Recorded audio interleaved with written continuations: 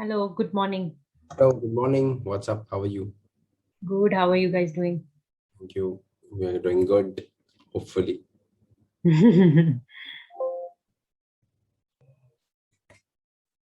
Okay, let's start with the session. So, we have completed till the accounting for the financial reporting for long-term debt. Now, let us understand two other things which are in the non-current liabilities, that is leasing and pension liabilities. Lease. What is lease? So, when you take an asset on a rental, that is one type of lease. However, when you take an asset on installment, so that you can pay the installment and you can repay the assets cost over a period of time, even that is a leasing. So there are two types of leasing that we are going to see. But what happens under those two types of leasing? What is the difference between the different types of leasing? We'll see that. But basically, lease, like a bond, is a contract between the owner of the asset and the user of the asset. The owner of the asset here is called as lessor.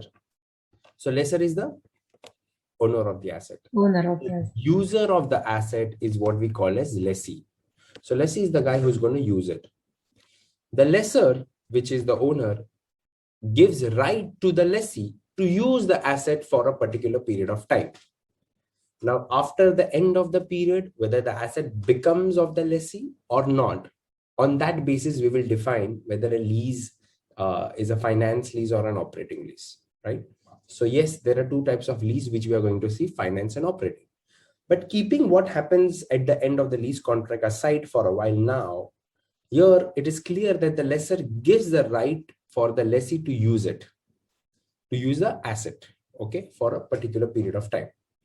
In return, the lessee will have to pay lease rentals or a periodic payment to the lessor. Is that clear? Yes. So why is the lessee here going to the lessor with this option of leasing? Very first, probably she does not have enough money to buy the asset. Okay. So when you can't afford to buy the entire asset, you try to either take it on a lease or you try to borrow and buy, that is take it on an installment. Correct?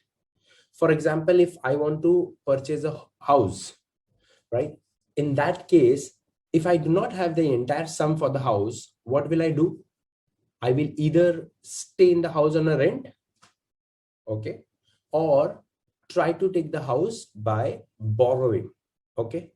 So basically in lease, you're not only using the asset, but you're also getting funded to buy the asset.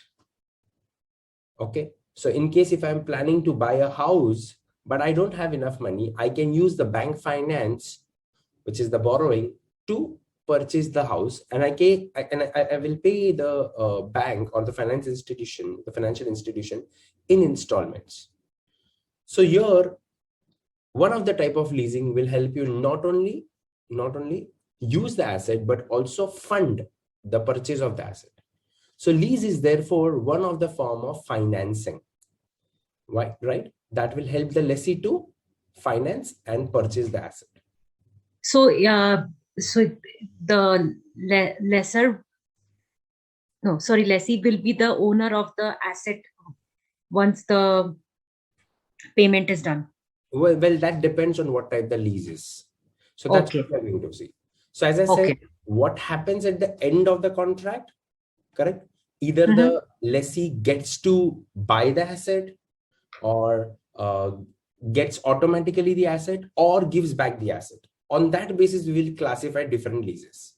Okay. However, the idea before that, generally about lease, is that you are getting the right to use the asset. In either of the case, you getting the right to use the asset till the contract. Okay. So the lessor is the owner of the asset, gives lessee the right to use the asset. Now, apart from that, what happens at the end of the contract, that will define what type of lease it is. Got it? Yes. So first of all, why is leasing better than directly purchasing the asset? First of all, you don't have to pay a huge amount now. Second, the cost of financing is low. If you're going to pay lease rentals, well, you don't have to pay interest in that case. However, if you're going to purchase an asset and if you're going to fund that with borrowings, you may have to pay the interest also, which can be at times very high. Third, when you're going to go for borrowing, you may also have to pay a huge down payment, which can range from 5 to 10 to 20%, depending on where you are borrowing. So, and also depending on your credit risk. So initially a huge outflow goes when you're trying to purchase an asset. Compared to that in leasing, you don't have to pay a huge sum. And finally, anything that happens to the asset, right? In the leasing part, it's not your responsibility.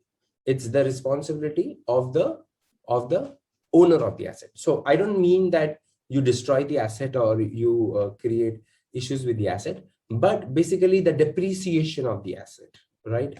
The risk of assets life being depleted or overall the assets life getting used, well, that is the responsibility of the lessor, the owner of the asset. In leasing, I just use the property or I just use the asset or machinery, and when my job is done, when my lease contract finishes, I may give it back and I am out of that responsibility.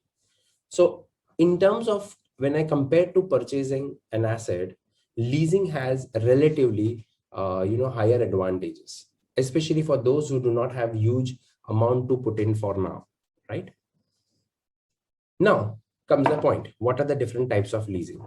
Yes. So basically there are only two types of leasing. One is a finance lease and second is an operating lease. Now you must be wondering what is there in between two. Well, in between these two, there is a special option given by US GAAP. So we will discuss about that later on. First, let us discuss about finance lease and operating lease. One thing is clear, under finance lease, as the name says, you are purchasing the asset and also getting the finance for it. So what you are going to basically pay to the lessor is a combination of your interest and principal component. Why? Because it's like you're buying a vehicle with installments, where, for example, let's say there is a dealer who's selling you vehicle. Okay, so you buy the vehicle from it, and now you're going to, let's say the lease arrangement is for 5 years. So for every year, you would be paying some amount of your principal and interest component to the lessor. But at the end of the 5th year, what is going to happen? The car is going to be ours or with the dealer back. Dealer back. No, under finance lease, the car is yours. I am paying you, installment, which includes the cost of the car, right? And for that, I have to Okay. take a loan. So let's say the cost of the car is $100. Along with interest, it becomes 110. Assume that. So I'm paying you installments for those 110 for the next 5 years. Are you getting it? Yes. So for example, in UAE, the biggest dealer for Mercedes is called Al Futain. So now if I go and buy car from Al Futain, what will Al Futain do?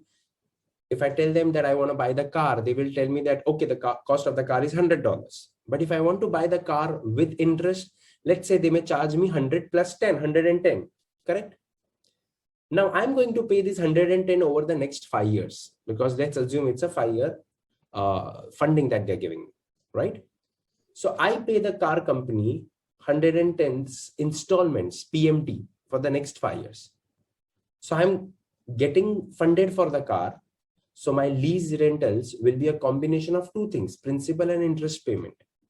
It's like I've taken a loan for paying the car, correct? That's how we do when we buy a car or when we buy property. Even in industrial things, when we buy machinery, we get such options. So here it's a finance lease, because at the end of the maturity, what happens? The car belongs to the car passes on from the Al Futain, the dealer, to the owner of the car, to the user of the car, that is the lessee. So under finance lease, eventually the asset transfers from the lessor to the Lessee. Correct? So it's exactly similar to purchasing an asset by borrowing. Okay. So I'm purchasing the asset and using borrowing. Now, IFRS names it as finance lease. US GAAP names it as sales type lease. Sales type lease. So you're selling. So it's called a sales type lease. Correct? What's the name? Under IFRS, it is finance lease. Under US GAAP, it's a sales type lease. Sales. Both the adjustment are same. The criteria for both are same. There is, however, a minor difference which I will now display and which you have to understand and remember. The first is that, so basically we are trying to understand what are the different ways under which we can classify this as finance lease. Okay. One of the thing I told you that at the end of the lease term, the ownership transfers from the dash to dash. Lessor to lessee. Perfect. That's the most common thing. In the second option, even if the ownership does not get transferred, at least the lessee should have the right or should have the option to purchase the asset at a low price. For example, the car's value was 110 at the beginning, right? At the end of the 5th year, at least the lessee should have an option to buy the car at a very low value, let's say 20 or 30. Okay. That is the second thing. So if not automatic transfer, you should have the option to take it at a low value. Even then it's a finance lease. Clear? Okay. In the third classification comes the term of the lease. Now let's say the car's life is 10 years. The car's life is 10 years.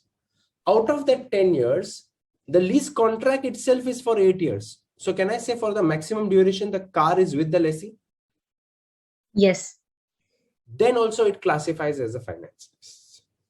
Now, here is the twist. IFRS uses a general term, major term of life. But US GAAP is specific. US GAAP says 75% of the useful life. Got it? Okay. So out of 10 years, US GAAP says at least 7.5 years should be the lease contract. 10 years of the life of asset. Out of that, if 7.5 years or more of the contract, the lease contract is of 7.5 or more years, then you can classify it as finance lease, because for the maximum part of the life of the asset, it is with the lessee. Clear? But the ownership doesn't transfer. Ownership may or may not transfer, but even May or may not. Okay. even this part can make it classify as a finance lease. Okay. Okay. See, transferring of ownership is the most easiest way to classify it as a finance lease. But even if it does not happen, and for the maximum duration, the asset is with the lessee, even then it says that it has to be a finance lease. Finance lease. Okay. Correct. And finally, let's say the present value of all the lease payment of yours. Present value of all the lease payment. For example, let me say, what is the cost of the car? I said the cost of car, let's assume, is 100. Okay. And you're going to pay lease rentals over the let's say next 5 years. So the present value of all the lease payments, present value means after discounting. If the present value of all the lease payment, let's say it's 95. So can I say the present value of all the lease payments today is almost equal to the cost of the car? Yes. Right? Around 90% or more. US GAAP says if it is 90% or more, then you classify it as a finance lease because it's almost equal to buying the car. IFRS gives more flexibility here. IFRS does not give a number, but it says substantial. Got it? Like close to. Substantial means largest, like, you can say close to. Correct. So IFRS says, let's say if the cost of the car is 100, but majority of that cost is what the total present value of lease payment is, then you can classify it as a finance lease. Okay. So basically the logic here is that even if the asset does not go to you, right, you either have a choice to buy it at a low value, or you use it for maximum life, or its present value of lease is almost equal to the cost of the asset. Right? Yes. In this case only, US GAAP has some specific numbers, 75% of the term of life, 90% of the present value. Clear? But under all this case, if you see, majority of the part of the life of the asset, it belongs with the lessee. Lessee. It's like almost lessee is using the asset for most of the duration of the life of the asset. Clear? Yes. So then in this case, you can say it's a finance lease or a sales type lease. Generally, I tell most of the students that whenever you see finance or sales type lease, assume it like buying a car on installment. So when you borrow and then you buy a car, you can consider it as a finance lease. Clear? Yes. Now, the second one that I'm going to go is not the direct finance lease. I'll discuss that later. The second one is operating lease, which is pretty much easier. Operating lease is what you can say is like taking a home on rent. So let's say I take a home on rent for 3 years. So I will pay rents or lease rental every year, correct? Or it can be month or anything. But at the end of the third year, what is going to happen? The asset will go back to the Lessor. Correct? So the depreciation on the asset, if any, or any cost will be borne by the lessor. The lessor is the owner of the asset, not the lessee in this case. So the asset does not get transferred to the lessee at the end. Correct? It just allows you to use the asset for a particular period of time. Am I clear? Right? And all Yes. the risks and benefit of the asset, they belong to the Owner, that is lessor, and are not transferred to the lessee. Is that clear? Yes. So this is the simplest form of lease: finance lease and operating lease. Yeah, go ahead. So this in operating lease, there the example we took is for real estate. Yeah. If we can take it, right? Yes. So what if there is an option of rent to own, like Rent to own? I didn't get it. yeah, like renting it for a few years and then buying the option to buy, right? property. Yes. Then having an option to buy, then it's very much. So you are telling me that It's a finance lease then. For example, you are renting it for 5 years and then you have Yes. the option to buy it, correct? Yes. Yes. You can club it, then you can say it's a finance lease. It's a finance. But again, here for finance lease, you should have the option to buy it at a low value, or you should buy. So you can't from the day one say it's a finance lease, because right now you're just taking it on rent. Yes. Yes. Okay, but later on you are saying that you may have the option to buy it, and then you probably make another contract where you borrow and buy it. So as of now, you're just taking it rent. But as you said, you have an option to buy. If you have an option to buy, then there are chances of it classifying as a finance lease. But here, if you see the condition, that transfer to asset to the lessee automatically or at a low value. But if you say, Kunal, I'm not being offered at a low value, I'll be offered at the fair value at that time. Yes. Yes. So yes. For this reason, US GAAP has put up another option. What is the another option? That is direct finance lease. Only US GAAP, not IFRS. IFRS does not want to confuse the users. So I'm not saying US GAAP wants to confuse, but for people like you, because in US, you have variety of options to get an asset. Okay. Because your rent to own is a very common option. Correct. So can you explain what is that option? So I will tell you what exactly that type of lease is. Go ahead. Okay. So rent to own is basically it's a contract. Like suppose it's made today, so it will be like the tenant will leave for like 4 years, for example, and after 4 years, it's everything mentioned in the contract. After 4 years, he'll buy the house at the price decided in the contract. Okay, correct. Like for example, today we will decide what is the price he will buy it for. Okay. He or she will buy it for. Okay, correct. Fine. So it may not exactly meet up the criteria of finance lease, right? Because you may not be able to buy it at a very low value. You may probably have to pay it at that time whatever the value of the asset is, which you are going to Yes. estimate from now, correct? Yes. So what does US GAAP tells? That US GAAP tells if the contract does not meet the criteria of finance lease as showed above, when the lease does not meet the ownership transfer criteria, which means it does not automatically get transferred. So if the lease does not meet the ownership transfer criteria, but yet results in the lessor relying on the future lease receipts to cover the cost.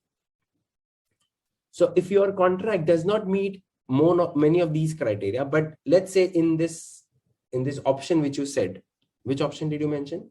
Rent to own. Rent to own. Under this option, the lessor is relying on your rents to cover his or her maximum cost of the asset. So in this case, if the lessor is relying on the future lease receipts to recover the asset's cost, yes, then it's a direct finance lease. It's a thin line. So if your lease does not meet up the previous criteria, but the lessor is going to get maximum benefit from only these contract, then it's a direct finance lease. Direct finance lease. Right? But here the risk to the lessor is the credit risk. What if in your case, at the end of the 4th year, you say that, I don't have enough money to buy. So then the lessor may probably have to look for another buyer. Okay. So the lessor is not going to lose the asset, but there she faces the risk that she may have to find another buyer. And what if the prices are down at that time? Correct. So yes, from lessor's point of view, they don't have asset risk, but they do have credit risk. Right. However, if under the contract which you mentioned, if the lessor has taken an insurance that this contract does not get default. So if the third party is guaranteeing the residual value, what the lessor will get at the end of the 4th year, plus the promised lease payment till the time the contract is going on. So if the guaranteed residual value and the lease payment total is greater than or equal to the value of asset, okay, even in that case, it's a direct finance lease. So overall, if you notice here that finance lease is very smooth, direct finance lease is a little complicated. So all those conditions which do not fall under the finance lease, but still the lessor thinks that this is a finance lease because the maximum value is what the lessor gets from this contract, right? In that case, you can say it's a direct finance lease. But my suggestion is that this is very confusing for many who don't understand these options. However, in US and North America, you find so many complicated options to buy the asset. Therefore, all those options which do not fall under the finance lease are said to be direct finance lease. Mm-hmm. Right? But IFRS does not distinguish between sales type lease or direct finance lease. For IFRS, it's plain. It's black and white. It's either finance lease or an operating lease. Under finance lease, the asset automatically transfers to the lessee, or the lessee at least has the right, or the lessee uses for the maximum duration. But if the lessee is going to give back the asset to the owner, to the lessor, then it's an operating lease. So in most of the cases, I would recommend that as a student, how do I remember this? So remember the finance lease and the operating lease. Anything which does not fit in the criteria is a direct finance lease. It's the direct finance. But that's only with US GAAP. Under IFRS, it's only finance and the operating lease. Clear? Yes. So my way of telling the students to remember it is that remember finance lease, remember operating lease. Anything which does not fit in the criteria is a direct finance lease. Clear? Okay. Yes. Now, quickly I'll do how the financial reporting is done from the lessee's side and the lessor side. Well, initially there were before 2019, the reporting under the balance sheet and the income statement and the cash flow statement was quite different for US GAAP lessee lessor and IFRS lessee lessor. However, under the converged standard, the treatment is now common for both. So that's a less burden for students and more simplified. So we are going to now understand the reporting from the lessee side and from the lessor side. First, let's understand from the lessee side. But what I normally tell candidates here that whenever I am going to say from the lessee side, you have to think like a lessee. If you don't think like a lessee, then you won't remember it. Because it's not a case of remembering, it's a case of logic here. Okay. So Yes. reporting from the lessee side, let's understand from the lessee side. So I am a lessee. Basically, I am using the asset, right? And someone has, the lessor has given me the asset. Okay. So there are two ways of reporting here. Basically, only US operating lease, and everything else. Everything else means apart from US operating lease, what all? Finance lease, sales type lease, direct finance lease, and even IFRS operating lease. All the reporting is same for the lessee. The reporting is only different for the reporting for the lessee is only different if it's a US GAAP operating lease. Are you getting it? Yes. Otherwise, the entire reporting is same for the lessee. There's no difference. Clear? I'll repeat. This is very, very interesting. Only the US GAAP operating lease has a separate reporting structure. Otherwise, it's the same for all the types of lessee, right? So IFRS does not classify the lessee's reporting as finance or operating lease. For IFRS, it's the same. Whether it's a finance lease or an operating lease, the reporting structure is same for the lessee. Clear? Okay. So now let's think like a lessee. Lessee here, let's say a finance lease. Under a finance lease, the lessee right now gets what? As of now, the lessee gets not the asset, but the right to use the asset. Okay. So the lessee will report on the balance sheet what? The right to use the asset. Are you getting my point? Yes. So I will record a balance sheet asset, and the amount of lease rentals that I have to pay, I'll record that as a liability. Okay. So how much will I record as an asset and as a liability? Well, I will record the asset as a right of use of asset and the liability equal to the lease liability, right? Now, by the way, what is right of use of asset? It is nothing but the present value of all the lease payments. So let's say over the 10 years, you're going to pay total lease payment of 100. So right now you will record 100 on the balance sheet as an asset. What will you name it? Right of use of asset. An equal amount, because you have to pay that as lease rentals, equal amount you will put that in the liability as the lease liability. Is that clear? The balance sheet part, right? Now, what will happen in the income statement over the period? Well, if you are going to be the owner of the asset, then the depreciation is your responsibility. So because I've put right of use of asset, as I've shown that as an asset, right? So every year I will put depreciation of it. Clear? Yes. And the amount of lease that I'm paying, right?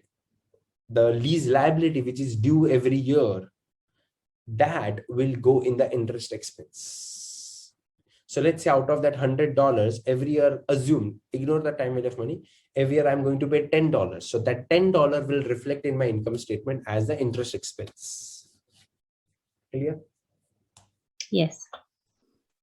Now on the cash flow, first of all, as a lessee, you are going to pay, not receive. So there is always a cash outflow. Clear?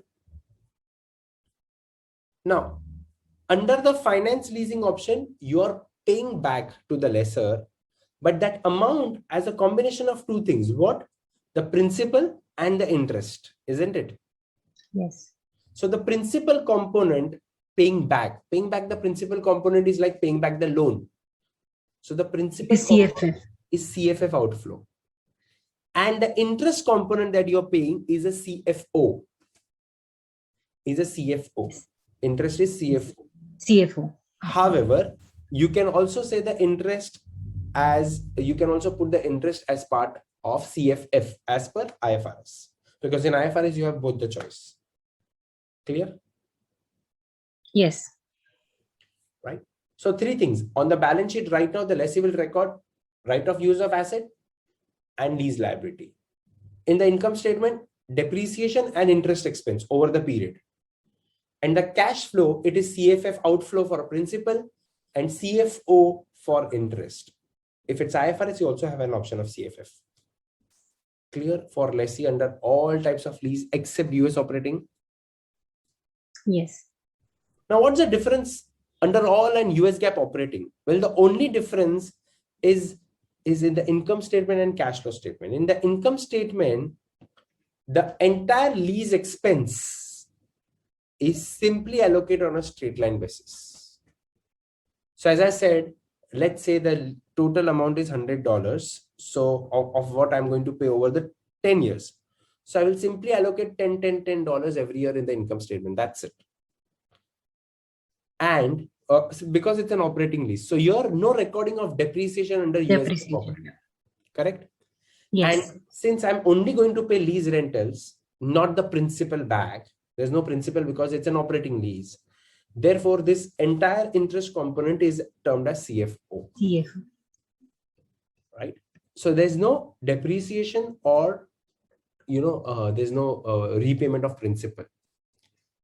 The interesting thing here is that the biggest difference between lessee reporting for other types for IFRS, at least, the biggest difference for IFRS and US GAAP here is that IFRS does not differentiate for finance or operating lease. The treatment is same for the lessee. Okay, but if you are following US GAAP, then the treatment is different for a finance lease and for an operating lease. Clear? Yes. So when the contract is finished, so then the it will be like, it will show as an asset, and no liability will, the asset will become zero because your assets value will be depreciated every year.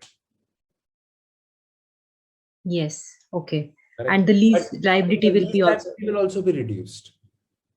yes. It will Yes. also become Okay. reduced. So eventually at the end, the assets value will become zero, the right of assets value will become zero, and the lease liability will also become zero. Also be zero. Okay. Correct. Now, all this treatment is fine. However, they've given an exception here that if the lease duration is very short, or if the value of the lease is very low, then there is no effect on the balance sheet. For example, if let's say the lease duration is, let's say 10 months, then what will I record in the balance sheet? I won't record anything in balance sheet, right? I will simply report this lease amount as rent expense and put the amount as a CFO outflow. So if the duration is very short, let's assume for less than 1 year, then you can't record anything in the balance sheet. Basically, what do we record in the balance sheet? Something which is beyond 1 year. Okay. Yes. Clear? So short-term leases won't be classified under the balance sheet. Clear? Yes. Now think from the lessor's point of view. Lessor is the one who has given you the asset. Correct? So lessor, and first we will discuss sales type lease or finance lease.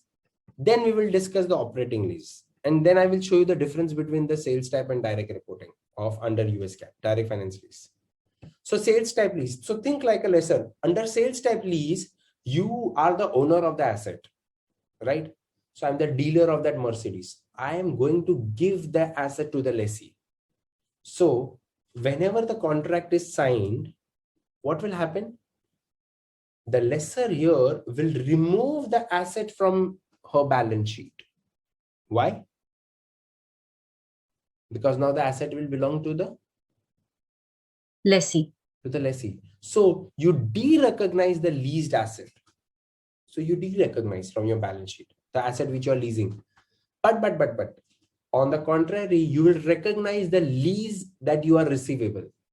So let's say right now I'm giving you the asset of $100 to the lessee. So it goes out from my balance sheet. but the amount of $100 again gets back added to my asset side as lease receivable. Correct? So the asset goes out, but the lease receivable comes in. So my asset's value does not get changed. Are you getting it? Yes. So first of all, what will you de-recognize? The asset which is being leased. Why? Because that's going to go to the lessee. And on the contrary, you will recognize the lease receivable from him or her as the asset. Clear? Yes. So under the balance sheet, one of the asset goes out, another asset comes in. Clear? This treatment is common whichever type of lease it is, whether it's sales type lease or it's a direct finance lease. Now, what's the difference? In the income statement. In the income statement, you have leased the asset. So you've made some income, correct? The income that you have made, this is going to be your revenue. The revenue is what? The interest portion of the lease payment that you're going to get back is going to be treated as a revenue. You're making some money from it, right? It's like you've given someone fundings. That person is paying you interest. So it's your business. So it's your core income. So that will be going as revenue. And what if it's not our business? Like, okay, so first of all, sales type lease or a finance lease means you have given an asset to someone as funding. So you are charging him or her the interest. So that interest is your profit in that case. So that's going to be your revenue. Okay. So in the income statement, definitely revenue only. But if it's your, let's say, you are saying that what if it's my core business or not a business? Well, that will be the issue in the cash flow, which I will explain. But in the income statement, I'll report this as revenue because I have given you the asset and I've generated some income on it. Okay. And also in the cost of goods sold, net book value of the leased asset. What does this mean? Because I've given you the asset for lease, right? So it's like I've generated some money, and against that, what is my cost? My cost is the net book value of the asset. Because I'm giving you the asset, isn't it? So it's what I'm selling you the asset, isn't it? Under the finance lease? Yes. So under the finance lease, I'm selling you the asset. Eventually, the asset is going to be yours. So therefore, I will also record as cost of goods sold. However, under direct finance lease, it is not sure that the asset will be yours. So there is no recognition as cost of goods sold. There is no recognition of cost of goods sold under the direct finance lease under the income statement. Clear? That's the only big difference here. Nothing else. Why do we not do that in the direct finance lease? Because under the direct finance lease, it's not sure whether the asset will be eventually asset is going to be of the lessee. Clear? Yes. Under the cash flow, now comes your question. See, first of all, the lessee is going to pay to the lessor. So here the lessor is going to, for the lessor, it's going to be cash inflow. Is that clear? Yes. So what is the inflow? The lessee is paying me interest and principal. So interest that I receive the interest. That can be CFO under US GAAP or CFO, CFF under IFRS. Clear? Yes. But the principal that I'm going to get back, very interesting. I had invested in some asset and I got the principal back. Now that principal getting back is CFI generally. It's generally CFI. CFI. Yes. However, if leasing is your core business, then this is your operating cash flow. Okay. Okay. If it's your primary business, then you say, okay, I've got the cash flow, but it is operational cash flow, not the non-operational or not investing. Correct? That's the difference here. So just like it is for financial and non-financial firms. Correct. So if a company whose core business is leasing, then for them, it's an operating income. It's an operating cash flow. Okay. Otherwise, not. Otherwise, you mentioned that for companies whom this is not a core business. So in that case, they may use it as a CFI. For example, I have an investment property it's not my core business, right? Investment property only under IFRS. So on that, I'm getting some income. So it's not my core business. So whatever money I'm getting, I'll put it as CFI. Got it? Okay. But my business is of leasing, then I will put this as a CFO. Clear? Yes. So that's sales type and direct finance lease adjustment. The only difference in the direct finance lease is in the income statement where you don't recognize the COGS. Okay. Now think from the operating lease, it's very simple. Does the lessor give away the asset to the lessee? No. Under operating lease, does the lessor give away the asset? No. So therefore, nothing happens on the balance sheet. In the balance sheet, you don't de-recognize or recognize anything. It still remains with you. The lessor, it remains with the lessor. Okay. But over the life of the lease, the lessor is going to get the lease payments. So all those lease payments will be revenue, but the lessor will bear the depreciation. So the expense will be depreciation. Clear? Yes. And since you're only going to get lease rental, the entire lease rental, the inflow is your CFO. Clear? Yes. Well, that's it. That's the adjustment from the lessee and the lessor side. Remember, in lessee, only US operating lease has a separate treatment. Everyone else has the same treatment. Under So the in lessor, yeah, go ahead. So in the lessor's perspective, in the income statement, revenue minus COGS, will it be recognized every year? Yeah, because till the time of the lease contract, it will be recognized every year. Okay. So income statement is till every year. In the balance sheet also, by the amount of lease rental the lessee pays, the balance sheet values will also get adjusted. Okay. Okay, so as and when the lessee pays the lease rentals, your lease receivable will keep on reducing. Okay, yes. So let's say the lessee has paid all the lease rental. So from your balance sheet, the lease receivable eventually will become zero. Got it? Yes. Clear with leases? All right. Yes. So in fact, you can just see this one page and get a quick revision about the adjustment of the leases. Now let's move to the final section, that is pension liabilities. Pension. What is pension? It is a deferred compensation. Deferred compensation that an employee gets for his or her service during the lifetime of the employee with the company, right? So pension is a form of deferred compensation earned over the time because of the employee giving service to the employer, right? Now, so when you're working for a company, let's say you're working till retirement, so you do get your salary, but based on your salary and various other criteria, you are eligible for some form of pension. Why is pension given by the employer? So that after you retire, you get some form of income which will help you cover your post-retirement costs. So most of the companies have pension structure for their employees, especially for the employees who work for a longer duration, right? So this pension structure can be in two forms: defined contribution plans and defined benefit plans. Defined contribution and defined benefit. Two types of pension plans in the world. Now let me quickly explain you. The name. What is defined contribution? Let's say you're working for a company. Let's say you're working for a private company, which is like Amazon or Walmart. So every year, this company will give you, let's say, a fixed amount as a contribution into your pension account.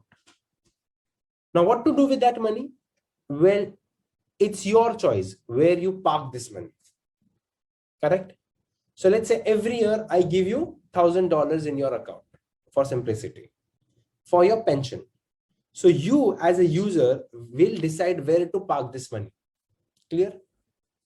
So can I say in this case, the investment risk is with the company or with the employee? With the employer or with the employee? Who bears the investment risk? Employee. Employee bears the investment risk. Yes. Right?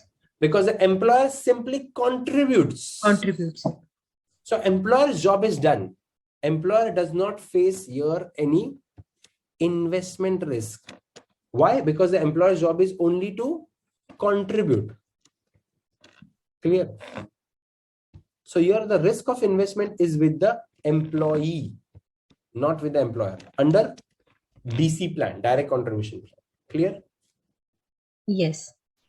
Under the direct benefit plan, the employer tells that don't worry, I will give you some X amount on your retirement. So your benefit is fixed by the employer. Your benefit is promised by the employer.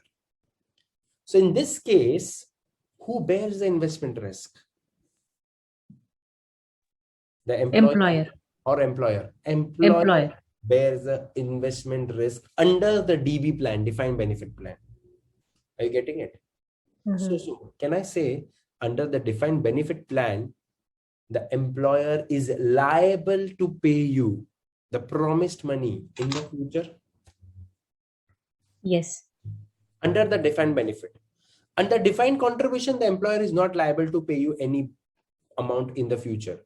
Why? Because the employer is every year or every, whatever the duration is, every month or every year, the employer is contributing your part to the investments. So employer is directly giving it to you for you to decide where you want to park that money. So employer has no future obligation under which plan? Defined contribution. And contribution, right? And simply employer is going to pay every year. Let's say every year they are just going to pay simply the contribution. So they are going to record pension expense in their income statement every year. That's it.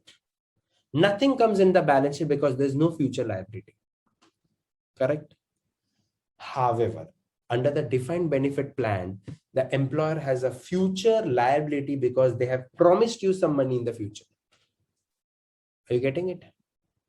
Yes. So here in the balance sheet, the employer will record the liability.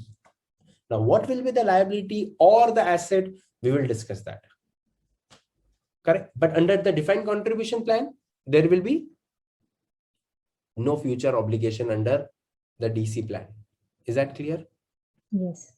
Now, before I go, what will come in the balance sheet of defined benefit plan? Simply said, defined contribution, the employer only contributes. Defined benefit, the employer is promised that get some benefit. Now, what will that amount be based on? Well, that amount can be based on various parameters. For example, the benefit is based, the pension, your pension is based on your years of service, your age, then your structure of your salary, and at the end, when you are retiring at that time, what is your salary? Correct? So it defines, it is based on various different criteria. When you go in level 2, you will actually calculate the component of what should be your pension. Okay, not in level 1, but in level 2, you will calculate the basically the pension amount as well. Correct? Based on the formula that will be given to you. Now, under the defined benefit plan, what does the company do? The company is basically putting aside every year, let's say, some money for you. Now, that money the company is going to invest somewhere. Why? Why? Because it has promised to pay you something. Promised to pay. Right? So let's say the company has promised to pay you something after 20 years. So for all the 20 years, the employer or the company is investing some money against which it has to fund a liability that is to pay you after 20 years, right? So what will the employer do with the money that the employer is keeping aside for your future benefit? The employer will invest this money. Clear? Yes. So the employer has to invest, otherwise the employer will not be able to get to the defined benefit. So right now the employer creates an asset by investing your pension amount. Are you getting it? Yes. And on the contrary, the employer also has a liability to pay you in the future. So there's an asset and liability. Asset is your investments and the liability is the amount that the employer has to pay to the employee. This happens under the defined benefit plan. Okay. Yes. So the liabilities value and the assets value. Now let's understand this. So let's say I have to pay the employees. I am an employer and I have to pay the employees $100 after 20 years. Let's talk in present value terms. So in present value terms, I have to pay $100. For this, the employer has right now, let's assume, invested $100 in some bonds. Clear? Yes. Over the duration, what will happen? The value of my investment can keep on increasing or decreasing, isn't it? Yes. And equally, the value of my liability may also keep on increasing mostly or decreasing if the employees leave. Are you getting it? So the value of your asset and liabilities will not be the same. It will fluctuate over the period. Are you getting it? Yes. So what do you want more as an employer? The value of your asset should be more or your liability? Asset. Well, the value of your asset should be more than the value of your liability. If that's the case, then it's called an overfunded plan.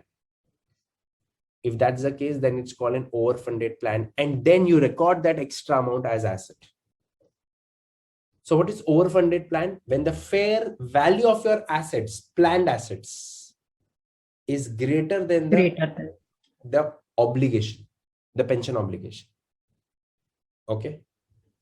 So when your asset is greater than your liability, then your plan assets are greater than your pension obligations, then you record it as asset because it's an overfunded plan, right? So today itself, if you were to settle everything, you have more investment value than your liability. Clear? Yes. But if reverse is the scenario where the value of your assets, plan asset, is low and the obligation you have are higher, then it's called an underfunded plan. Why? Because let's say if today I have to settle this, I will have to contribute more as an employer. So underfunded plan is reported as a liability. Is that clear? Yes. So underfunded plan is a plan where the plan assets are less than the pension obligation, right? Any doubts? No. So in the defined benefit plan, do we like the employer can give an option to the employee to select which plan they want, right? The employer, sorry, what did you say? The employer? Like they can give an option to employee which plans in defined benefit plan. Yes. Like there are several investments, so they can give an option to select which investment type they want. Yes, you do have a choice, but based on that, your risk and return will differ. Mostly, I think under defined benefit. First, okay, so let's discuss that. What do you think most of the, as an employer, what do you think is better for you? Giving your employee a DC plan or a defined benefit plan? DC. A DC, right? So you don't want the headache. Yes. But as an employee, you would always want the defined benefit plan. Retirement is secured, correct? Most of the government companies offer DB plan, defined benefit. So most of the government, why do people work in government companies? Because your retirement is secured. It's the company's headache. Yes. Right? And government will bear that headache. So most of the government jobs in the world are run on defined benefit plan. If not government companies, government affiliated companies, government sponsored entities, they generally have defined benefit plans. That's why government employees are happy, because their retirement is secured. Okay. Yes. So a lot of time we wonder that why people are driving buses, public transport buses, and public transport things. Why are they doing such a hard labor job? Well, they're doing it just to secure their retirement, to be very honest. Okay, because their retirement, a lot of people work for years and years because they're going to get good benefit in the future, and that's fixed. However, most of the private companies will prefer to go with defined contribution plan. So for example, when I was working for one of the companies, there under the defined contribution, we had a choice that in which investment you want to put your money. in which type of investment. Okay. So I basically told my employer that you don't decide that for me. You just give me my contribution. I'll decide what do I have to do. Okay. Of course, I didn't say that arrogantly, but I'm just trying to say that if you know that your company has a DC plan, you can of course ask to your HR that give me my contribution. I'll do the investments. Many times the companies give you the choice that where do you want us to park your contribution. So most of the employees tell that you can park in these options, right? However, many companies also give you a choice that we will give you the contribution directly. We won't deduct it from your salary, and you can choose where you want to invest. Just show your investments at the end of the year. So many companies do that. So in your salary structure itself, there is a component of your the PF contribution, right? You can always negotiate. A lot of people don't know this, but you can always negotiate this with your employer that don't deduct it. I will do the self investments, don't deduct it. Getting it? Yes. But you can do this if it's a DC plan. Under a DB plan, you don't have a choice. The company is going to automatically contribute and give you the defined benefit. Okay. My company to have a defined contribution plan. Contribution plan. So what do they do in that case? Do they give They you give us option to select option? which investment I Correct. can, Correct. or otherwise, if we don't select, there is a deferred plan, like, selected already by them. Okay. A If default. the employees don't select it, yes, So they have a default plan. Huh. default plan. So have you ever tried asking them that why can I get my money? Can I get my DC? Can I get my contribution and I show you the investments? Have you tried asking them? No, I haven't asked them yet, but Try now I will. asking- Yes. Try asking them that don't deduct that from my component. I will rather show you my investment proofs.